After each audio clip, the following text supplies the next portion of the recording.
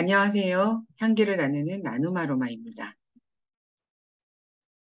오늘은 페퍼민트 오일에 대해 알아보려고 합니다. 지난번에 페퍼민트와 관련된 에피소드를 풀어드렸는데요. 이 페퍼민트는 꿀풀과로 스페어민트와 워터민트의 교배종입니다. 펜타피페리타라는 학명을 보면 중간에 X라는 표시가 있지요. 멘타 아쿠아티카라는 워터민트와 멘타 스피카타라는 스페어민트의 교배종이라는 표시라고 보시면 되겠습니다. 상쾌하고 톡 쏘는 향 때문에 라틴어의 페퍼에서 비롯된 페퍼민트라는 이름이 붙여졌습니다. 4월에서 7월에 개화기 때 수급이 되는데 꽃이 피기 시작하면 수확을 합니다. 바로 오일을 추출하는 것이 아니라 3일에서 5일 정도 자연 건조를 시킨 다음에 수증기 증류법으로 오일을 추출한다고 합니다. 그렇게 하면 더 상큼하고 좋은 페퍼민트의 아로마를 수급할 수 있다고 하네요. 도테라의 페퍼민트 오일은 미국이 원산지인데 수증기 증류법으로 오일을 추출해서 먹을 수 있는 오일입니다. 아시아권에서도 많은 페퍼민트가 수급이 되지만 가장 좋은 원산지는 미국입니다. 도테라의 전량을 미국에서 수급하는데 원산지부터 관리해서 수급을 하는 코임팩트 소싱으로 재배 농가에도 많은 도움이 되는 시스템이기도 합니다. 1800년대 후반에 독일에서 이민을 온 가족이 페퍼민트를 재배하기 시작해서 지금까지 그 자손들이 농가를 이어오고 있는데요. 도테라 코리아의 임팩트 소싱 영상으로도 확인하실 수 있겠습니다. 15ml의 오일 한 병에 필요한 페퍼민트의 원료는 1.4kg 정도가 필요하다고 합니다. 2017년 기준으로 페퍼민트의 효능에 관한 연구 논문은 이미 600개 이상이 발표되었고 5년 동안 더 많은 연구가 되어졌을 거라 예상이 됩니다. 효능은 이미 너무나 잘 알려져 있는 부분이기도 하고요. 페퍼민트 오일에는 다양한 화학 성분이 있습니다. 대표적인 것이 잘 알려진 멘톨 성분인데요. 최대 44% 정도나 차지하고 있습니다. 멘톨은 쿨링 역할도 하고 혈관의 확장과 수축을 돕는 작용으로 순환을 빨리 할 수 있고 약한 마비 효과를 느낄 수도 있습니다. 시원해지기도 하고 얼얼해지기도 하는 느낌은 많이 받으셨을 텐데요. 그 다음에 가지고 있는 것이 멘톤 성분입니다. 20에서 30% 정도 함유하고 있습니다. 진정작용과 마찬가지로 쿨링 작용을 하기도 하는 이 멘톤은 9월에 증류를 하는 경우에는 최대 65%까지 올라가기도 합니다. 유칼립투스에 많이 함유된 18시네올 성분도 약 6% 정도 들어있는데 소독력도 좋고 거담 작용을 하니까 호흡기 쪽으로도 활용이 가능하겠습니다. 그 외 다양한 화학 성분이 함유되어 있어서 우리 몸의 다양한 곳에서 다양하게 역할을 담당한다고 이해하시면 되겠습니다. 페퍼민트 마니아들도 많이 계실 텐데요. 특히 여름철에 인기가 많은 오일이기도 합니다. 활용면을 살펴볼까요? 멘톨 성분이 각성 효과가 뛰어나죠. 뇌를 깨우는 오일이라서 아침에 사용하셔도 좋습니다. 피곤해서 눈이 안 떠지거나 잠이 덜 깨어서 얼른 정신을 차리고 싶을 때 레몬과 함께 활용을 해보셔도 좋습니다. 뭔가 답답하고 막혀있는 느낌이거나 스트레스로 인해서 머리가 꽉 찬 느낌일 때 향을 맡아서 호흡을 해보시면 코도 뻥 뚫리겠지만 머리가 시원하게 맑아지는 느낌을 받으실 것 같습니다. 머리가 맑아지고 호흡량도 많아지니까 머리의 산소 전달력도 좋아지겠죠.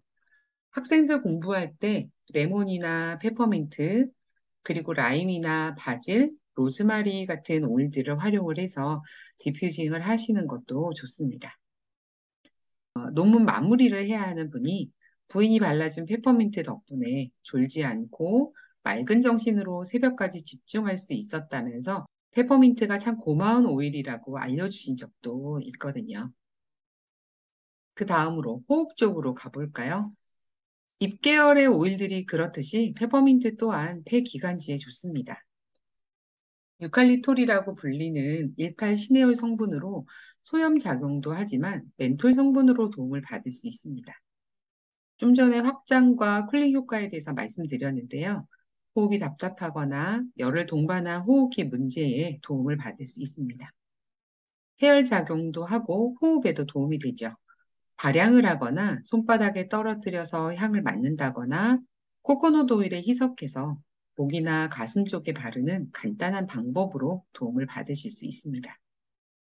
비염이라든지 부비동염 등으로 힘들 때 티트리와 함께 희석을 해서 콧등에 바르는 방법을 활용하셔도 좋겠습니다. 순환에도 도움이 되는데요. 보통 근육통을 호소하는 경우에 페퍼민트를 활용하기도 합니다. 쿨링 효과도 있지만 혈관의 수축과 확장을 도와서 빠르게 혈액순환을 할 수가 있습니다. 순환이 안 되어서 동반이 되는 통증에 많이 도움이 되겠죠. 근육이나 기타 다른 곳의 염증으로 인한 통증이라면 그 염증으로 인한 열도 빨리 내릴 수가 있고 약한 마취 효과가 있어서 통증을 빠르게 완화시킬 수가 있겠습니다. 두통이라든지 생리통의 경우에는 페퍼민트 단독보다는 라벤더와 함께 블렌딩 했을 때 더 빨리 도움을 받을 수도 있습니다.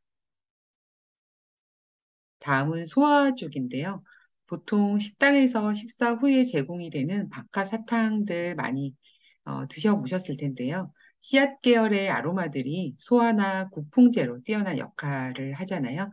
페퍼민트 또한 소화계통은 빼놓을 수가 없습니다. 더부룩하다든지 과식이나 미식거림, 소화불량, 가스참 등에 활용을 할 수가 있겠고, 입덧이나 멀미 증세에도 활용이 가능합니다.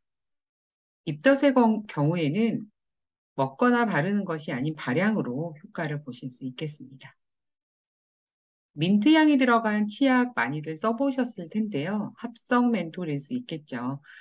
멘톨 성분이 구강 청결에도 좋으니까 구내염이나 입냄새가 많이 나는 경우에 치약에 한 방울 추가해서 양치하시면 시원하기도 하고 다양한 효과를 볼 수 있습니다. 가글을 한다거나 페퍼민트 비들렛 한두 알씩 씹어 먹는 것도 좋겠습니다.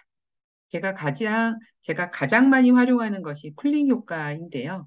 천연 해열제로 참 많이 활용을 했던, 그리고 지금도 잘 활용하고 있는 아로마입니다. 아로마 테라피로 해열을 하는 방법은 다양한데요. 가장 쉽게 접근할 수 있는 것이 페퍼민트입니다. 어린아이들의 경우는 코코넛 오일에 희석해서 발바닥에 바르는 것이 좋고요. 보통은 코코넛 오일에 희석해서 겨드랑이나 복부, 사타구니 등에 도포를 하면 열이 잘 떨어집니다. 머리가 아플 때 국소적으로 관자놀이나 목 뒤, 귀 뒤쪽에 찍어주는 방법을 활용하셔도 괜찮겠습니다. 페퍼민트를 싫어하는 아이들도 있어요. 그때는 좀 더 순한 유칼립투스를 활용하셔도 괜찮겠습니다. 또 다른 방법은 감기 기운이 온다 싶을 때 따뜻한 물에 레몬과 페퍼민트 한 방울씩을 떨어뜨려서 마시는 방법인데 향을 조금 날린 다음에 음용하시면 좋겠습니다. 여름에는 시원한 탄산수에 넣어서 드시면 민트 음료로 아주 좋게 활용이 가능하겠습니다. 해열제로서만이 아니라 여름철에 햇볕으로 인한 진정 스프레이로 활용을 하거나 햇볕과 두피로 올라오는 열로 인해서 힘든 경우에 두피의 쿨링 미스트로도 활용이 가능하겠습니다. 여름철에 또 많이 활용할 수 있는 것은 가려움증 완화인데요. 벌레에 물렸거나 특히 여름철에는 모기에 물렸을 때 라벤더나 티트리가 조금 약할 수 있습니다. 모기 물린 곳에 페퍼민트 한 방울이면 화기도 빨리 잡고 가려움증도 완화시키는 데 좋습니다. 며칠 전에 밤에 야외 식사를 할 때 활용했던 오일이 바로 페퍼민트였는데요. 9월 말에도 모기들이 많더라고요. 모기에 물린 것 같다고 해서 얼른 페퍼민트를 꺼내서 모기 물린 곳에 바르기도 하고 미리 발목 쪽에 발라놓기도 했습니다. 주의사항으로는 원액을 사용했을 때는 화끈해지고 얼얼해질 수 있기 때문에 아이들에게는 반드시 희석해서 사용하는 것을 추천하고요. 임산부나 고혈압이 있는 분들은 주의가 필요한 아로마라고 인지하고 계시면 좋겠습니다. 페퍼민트라는 싱글 오일 이외에 제페니즈 페퍼민트도 있고요. 스피아민트나 베르가모 민트라는 오일도 있습니다. 이번에 페퍼민트, 제페니즈 민트, 그리고 베르가모 민트, 스페어민트가 조화롭게 블렌딩 되어서 나온 슈퍼민트라는 블렌딩 오일도 있는데 아직 저도 구하지 못해서 향을 맡지는 못했지만 너무 기대가 되는 아로마이기도 합니다. 민트 계열의 아로마가 더 다양하게 활용이 된다는 거겠죠. 사용하는 대로 제 밴드에 공유를 해보도록 하겠습니다. 지금까지 페퍼민트 오일을 다루어 보았습니다. 도움이 되셨나요? 향기를 나누는 나눔 아로마였습니다. 감사합니다.